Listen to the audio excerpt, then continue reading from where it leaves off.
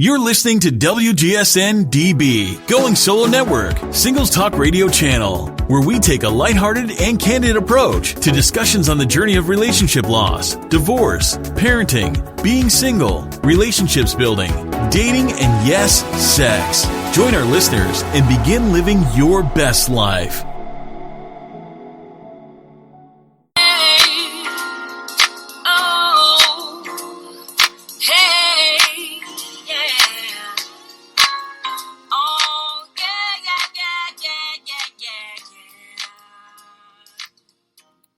Hey everybody, this is your girl Dr. Michelle Vaughn, and you have just tuned in to Singles Get Real with Dr. MV, online radio show hosted by WGSN-DB. Listen, tonight's topic is a real good one. We're talking about don't give up the cookie for a ring. Hello somebody, don't give up the cookie for a ring. And just to remind you, I am a book author, I'm an entrepreneur, I'm a public speaker, and much of my work, people, you can find on my personal website at www.drmv.net. My most recent published book regarding being single is called Bride, which stands for Becoming Royal in Daddy's Eyes. Listen, people, go and buy that book. Let me know what you think. Let's have a conversation about it. It's just my experiences put on paper. So tonight we're talking about don't give up the cookie for a ring. And why are we talking about this? Because I've been seeing a lot of different posts on the social media sites, media takeout, TMZ. They've just been highlighting different couples, right? In the dating scene, Sierra and her boyfriend not having sex before they get married and just kind of just being critical about their situation. It's like social media and the world standard is just so different. Just people in general, Christians in general, people who are trying to do this thing differently. I'm a Christian personally, and I believe opposite. I'm opposing the belief that it's okay to have sex before marriage. I am adopting a new idea that, you know what, it's better to keep the cookie in the cookie jar before we say I do. And I have my own opinion about it, coupled with my own experience. And I'm sure many of my listeners, many of you do have that as well. So let's just get right into it. And I also have a lot of questions that were sent to me. I'm not sure if I'm going to be able to get through them tonight with tonight's show. So if I don't get to your questions, people, please forgive me. But I do have a host of questions that I do want to try to address in this particular segment and try to get some answers regarding your questions. But let's talk about don't give up the cookie for a ring. What am I talking about? Well, who was Cookie Monster? Yes, Cookie Monster was on Sesame Street, but Cookie Monster was a different type of a monster. See, Cookie Monster, he loved cookies. He loved chocolate chip cookies. That was his favorite. And he also loved oatmeal cookies. See, Cookie Monster didn't have a certain type. He ate everything, people. He ate any kind of food, and just pretty much things that didn't meet people's standards and things that were just not even eatable. Cookie Monster ate those things. And ladies, here's what I want to let you know. Not every man is a Cookie Monster, but there may be a Cookie Monster out there that you booed up with and you call him your bae, and he low-key is a Cookie Monster waiting to eat and move forward. So here's what I'm saying. When you go and you want to purchase a house, ladies, right? You want to purchase a house, you have to meet certain criteria that the bank is looking for. The bank wants your life to be positioned in a financial place where they feel comfortable enough approving you for a loan that they know you will be able to pay them back. See, in order for a man, in my opinion, this is my opinion, and you have yours, and I invite you to email me your opinion at drmvspeak@gmail.com. Email me your opinion, email me your feedback. But here's what I have to say about it. If a man has to get approved for a loan to just purchase a home, he can't just drive in a neighborhood, a desired neighborhood that he desires to live in, point out a house that he desires to live in one day, and just go sleep in it without being approved. He can't do that because that is called what? Trespassing. Listen, ladies. You are worth more than a physical house. Don't allow a man, just because he takes you out to dinner, just because he's calling you, just because he's giving you attention, to trespass in your life and get to the place where he's at the goal and he hasn't even been pre-approved yet. Come on, we gotta do better, ladies, okay? Listen, men have the ability to step up. And I believe many men have been displaced. They're not in their king's position. I believe that in order for them to shift into their king's position, it's going to require that we shift into our queen's position. Listen, men love to pursue. It's called the hunt, okay? It's in their nature, it's in their DNA. They love the hunt. They're very competitive human beings. That's why many men can gather in a bar and shout and cheer over beer and shouting at a basketball game or a football game because they love competition. They love the sport of it all. And I'm saying if that's in their nature, they love the hunt. So they're going to pursue you, but you can't get their pursuit, their hunt, mixed up with they love you. The two they don't go together. Just because he's pursuing you, that does not mean that he loves you. I don't care if his pursuit is consistent day to day. I don't care if you hear from him day to day. That does not mean that that man loves you. After he is in your life, the hunt is over because he has you now. His next phase is to conquer. Men are conquerors. That's why they dance when a football player, when he throws that football down in the end zone, he's dancing because he conquered a goal. So here's what I'm saying, ladies. I believe personally that it's best when you are dating an individual that you treat yourself with a lot of value. Listen, being intimate with another human being sexually creates soul ties. It does. And you begin to think like them, act like them, talk like them. Your soul is intertwined with that other individual's soul. So why would you intertwine your soul prematurely when you haven't even crossed the finish line of marriage yet? So what I'm saying is you have to allow time to display its course. Don't give up the cookie just because you want to get married. If you want to get married and that man is really interested in making you his number one, his wife, he will wait. There's no need to rush having sex if you're going to get married and be married your entire life because you're going to have sex all the time. So you already have enough room in the future to explore sex and to explore the variations of sex as you guys define it. So why rush something when you already have a life ahead of you in that area? Listen, we have to do better. When you know better, you do better. When you value yourself, you're not going to sit up here and depreciate yourself over the fact that you want a ring and you want to get married. Yeah. And here's the thing. Now, he may love you. He may have communicated, I love you, baby. I love you, babe. Whatever your nickname is. He may have given you a nickname. He introduced you to his family. You feel like you're in now, but you're not there yet. You have not exchanged those vows before God and before a crowd of witnesses. You are not there yet. When you get there, then you can explore all the intimate, intricate details of what a beautiful marriage is. And sex is a part of that, but it's not the only thing that defines a beautiful relationship. So listen, my entire first intro in this whole thing is don't give up the cookie just to have a ring. Listen, I'm about to go to a quick commercial break. And when I come back, I want to dedicate the remaining of this show answering the questions that were sent to me through the email and through text messaging and through inbox. I have to be able to dedicate myself to try to lend my voice to these questions because people want to know. People won't answer. No one wants to wake up one morning and say, you know what, this is the day that I choose to get my heart broken. Nobody does. But life happens, right? Sometimes we think we're on it, and then we miss the mark. And we got to pick ourselves back up, learn our lesson, seek God, and keep moving forward. So when we come back, we're going to pay attention to all these different questions that were sent to me. Your girl, Dr. MV. You have just tuned in. Singles Get Real with Dr. MV, WGSN-DB online radio. And I will be back shortly. Stay tuned.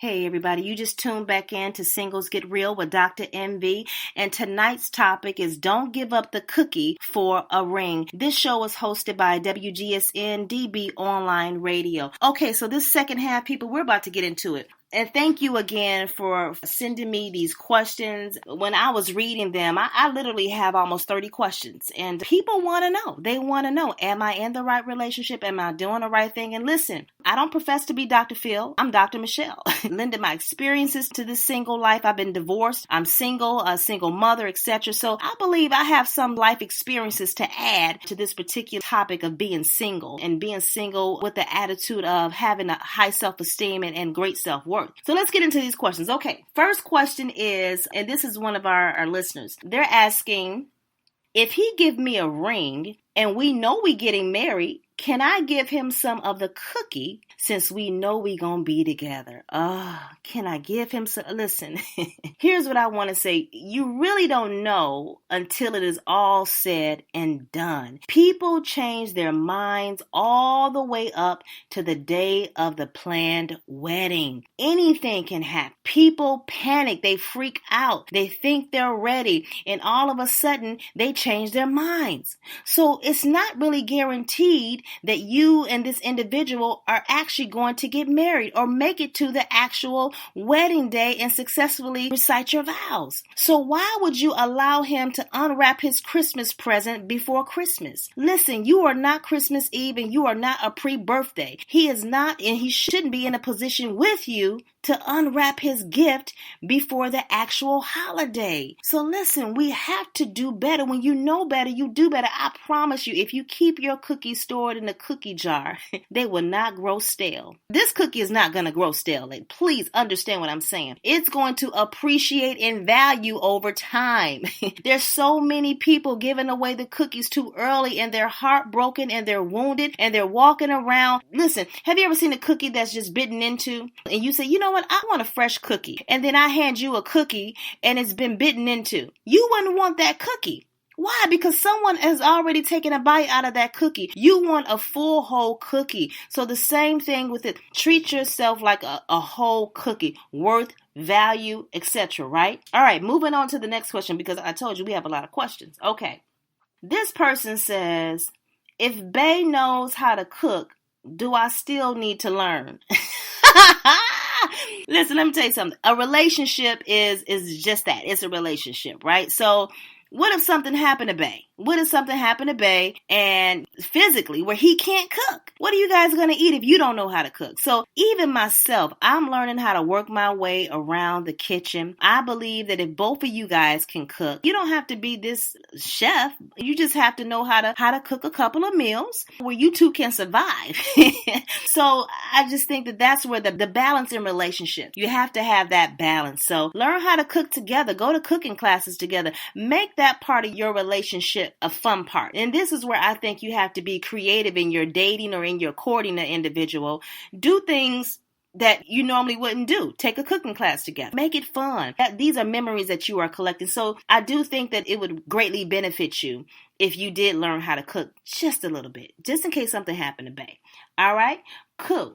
Going to the next question. This person says, why is it that people who are single for so long don't know how to transition from single to available? And then this person says, I've been single for a while now, but I've been asked on dates. I say yes, but I'm so nervous I cancel. Well, you know what? My honest answer to you regarding this is, if you're canceling on the date and you've already said yes, but you get nervous, I think it's more than you being nervous. I think there's some other underlying issues that you may need to take time to really investigate with yourself. And, you know, it's pertaining to maybe some past experiences you may have had that maybe you are not over yet. Because truly, when you are off the dating scene, that should be a time where you're really rebuilding yourself from the inside out. You know what I mean? And nobody on this planet is perfect. We've all been hurt. We've all been lied to. We've all been done wrong, etc., right? But I think when you are intentionally away from the dating scene, that's your special time to yourself, to date yourself, to love yourself. When you love yourself, then it's a no-brainer. People will be attracted to that, and you won't be nervous, and you won't cancel, because you know know who you are. But if you don't know who you are and you still have some internal reservations, then you still got some things to deal with. Once you deal with those things, I think that your dating situation may transition, and it may not be to the point where you have to date. God may just send you the one. Okay? All right, moving on. This question is, how long should I be dating someone before I tell them I love them? Oh, wow. How long should I be dating someone before I tell them I love them? Well, there is no particular time. Love is love. You know what I mean? God is love. Every relationship is different. So you can't compare yourself or your relationship to your girlfriend's relationship or where they are in their relationship, because it's different. The heart feels what it feels. So I can't sit up here and tell you it should be a year. It should be 6 months. It should be, 60 days. Some people fall in love rather quickly and they remain in love and they're married right away. You're like, wow, what happened? And they're married for like 5 years in and they're happy. You know, some people been together for 5 years and they just fell in love maybe 2 years in a relationship. You never know. But what I want to say is you would have a peace in your heart regarding this individual. It won't just be like joy roller coaster ride full of excitement and then the thrill is gone. It's going to be consistent and it will be a steady peace in your heart regarding the individual as it pertains to love. Okay? All right, moving on to the next question. Ooh, you guys are working me. This person says, how do I know when it's lust? Okay. Lust and love are two totally different. They're just different. They both begin with the letter L, but they're totally different in their intentions, right? So lust has no preference, right? Lust is nasty. Lust, there's a rap song out. This guy's saying, I don't have no type. And he's telling the truth. He probably don't have a type, which is unfortunate for him. But lust wants what it wants when it wants it. And lust is very into self, into pleasing itself. It's selfish. It's not about you. It's not about being selfless. It's about that person fulfilling their own gratification. So whatever they can get from you in that time span, that's what lust is. It definitely continues to feed. It's never satisfied. Lust is never satisfied. It wants more and more and more and more. You can never satisfy it because it's lust. Love, on the other hand, is selfless. Is patient, is kind, it has discipline and self-control. So those are some different characteristics between lust and love. If the person you're with is not demonstrating self-control, or if the person you're with is not irritable all the time or demanding their own way, these are things you begin to pick up regarding lust and love, because lust is irritable. Lust demands its own way. Lust is a bully. Lust will make you feel bad. Lust manipulates your mind, because the bottom line to lust is that it wants what it wants when it wants it. So if you with the individual like that, I caution you, please check out that situation and run quickly for the next exit. All right, moving on to this other question. And after I answer this question, we're then going to go to another quick commercial break, and then we're going to come back. So this next question. What questions should I be asking before he even thinks about asking me to marry him? What questions should you be asking before he even thinks about asking me to marry him? So here's the deal, ladies. A man is designed to be a priest, a provider, and a protector, right? These are three different major roles that he is designed to implement and act out, right, in your life. You definitely want to spend your life with a man who is financially accountable, because he's a provider. If you're considering marriage with a man who has spending issues, he's gambling, he's not really well with his money, he likes to go out with his boys all the time, he doesn't have a savings account, he just runs through his money like water, then you may want to double check that situation. Another thing, trust is a major factor. So you have to have trust in a relationship, especially if this is someone you're considering to marry. I believe that spiritual values are also really important. If your spiritual values is different from his, how can you then build a relationship as one? Like, which direction do you go in? So I think it's important to have a conversation about religion, spiritual values, because eventually when you two become one and have children, you have to raise up your children in a household where you're agreeing spiritually. So spiritual questions are always on point. Financial questions are always on point. And another thing too is whenever you're talking about finances, I think it's important to talk about his mindset regarding checking and savings account. So these are some main things that I would say that you will want to look into and find out where his mind is regarding provision and that. Anyway, we're going to go to a commercial break. When we come back, I want to share a part of my book with you people, Bride, Becoming Royal in Daddy's Eyes. And I want to share with you some tips as it relates to dating and preventing yourself from giving up the cookie. We'll be back shortly. Your girl, Dr. MV people.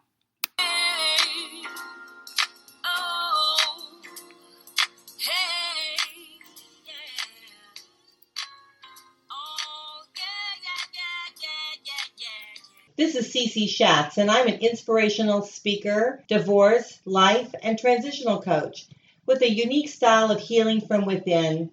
With that, been here, done that approach to life. I hope you'll join me each and every Tuesday night at 9 p.m. Eastern Time with Going Solo with Cece, where we bring you educational, informative discussions through the devastation feelings of divorce to finding yourself and redefining your best life. We will take a lighthearted and candid approach to discussions on the journey of divorce, parenting, being single, relationships, dating, and yes, sex. So be sure to tune in every Tuesday night at 9 p.m. Eastern Time with Going Solo with Cece.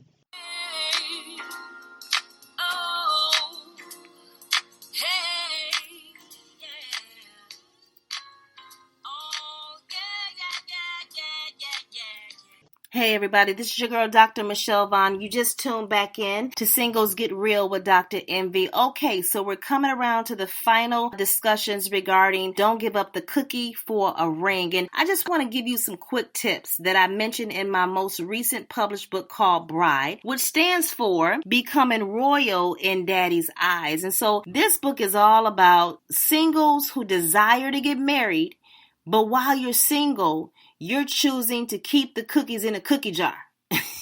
You're choosing not to share your cookies until you say I do before God and a crowd of witnesses. That's what this book is about, and this is the population who it is speaking to. So, I want to share some single quick tips before marriage. Okay, so quick tip number one. I believe that you should begin to intentionally develop a one-on-one relationship with Christ. I'm a Christian, and I just believe that your spiritual foundation of who you are has to be developed. Why? Because if you don't have that spiritual foundation developed on the inside of you, then you have no foundation to stand on. You don't know which direction in life you're going to go in. You have no benchmark to measure your decisions. So I think it's important that you begin to develop this one-on-one relationship. Quick tip number 2, select a daily time to spend reading God's word. This will build up your spirit. You cannot be built up by air alone. Listen, you need some substance in you. You need meat. You need substance. You need something to stick to your bones. This is a journey. So this is a journey of making good decisions. And listen, you got a whole world that's going to come against you. You already have people who are going to throw their arrows against you. So you're going to have to learn how to shield up and guard your heart and guard yourself and guard your happy. So you got to get in the word. Then also another quick tip is know what your credit score is, people, and work on paying off all your debt. How can you invite another individual in your life for the rest of your life if you're in debt? You have to know your credit score. If you have a bad credit score while you're single, this is the perfect time to begin to conquer that and raise your credit score. Why? Because don't you want to invite someone in your life when you're in the best position of your life to get a home and build a new life together? You don't want to invite someone in your life and you can't even get approved for an apartment to rent. You want to be able to be in a position where your relationship is not already stressed out because you don't have any finances, okay? All right, here's another tip. You need to begin to assess your inner circle and make decisions to cut people off if they are not adding to your spiritual journey and desiring to lead a life pleasing to God. Ouch, ouch, ouch. I know this is a difficult one, people. I do. I know it because I've done it. I had to let some people go early on when I made a decision to have tunnel vision. And my tunnel vision, it required people in my life who wanted to see me win, not people who wanted to criticize every decision that I made. So you're going to have to begin to assess your inner circle. And maybe some people will have to be reallocated to more of your associates versus your inner circle, because you have to guard your happy people. I'm trying to tell you. Here's another tip. When you're single, you also want to find a person who will hold you accountable to the word and not compromise based on your feelings or what is popular in mainstream society. Listen, this is a keep it real friend. This is a person who is not going to bend because of your emotions. Our emotions are like roller coasters. They're up and down. This is a person who's going to say, listen, you're wrong. Or listen, this is what you need to focus on. And their whole purpose is wanting to see you win, wanting to see you happy. You need that individual in your life to give you some balance. Another tip is block social media sites and certain people from your cell phone if you are weak to them. Listen, if old boy is calling you and you broke up with him a long time ago and you weak to him, you need to block him from your phone. Block him from your social Facebook. Block him from all your Twitter and Instagram. Block him. You just have a block party. Block everybody from your past who is not going to benefit where you're trying to go today. You have to do it. Here's another one. If long kisses tempt you to go further, keep it at a hug and get in the house.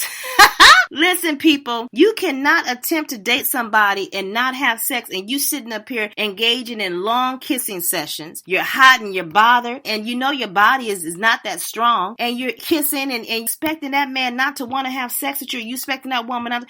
Listen, you have to give yourself some type of boundaries in this whole situation. So listen, if kissing is what's going to get y'all heated up, stop kissing. Another one before we go. Do not, and I repeat, do not entertain long talks in cars when you're on a date at night because your flesh is weak, people. Listen, the car situation is a huge red flag because that entire long talk at night, listen, the radio will change on you. The music is now slow. Your car seats were up. Now they're all the way back. The windows are foggy. And next thing you know, somebody's pregnant.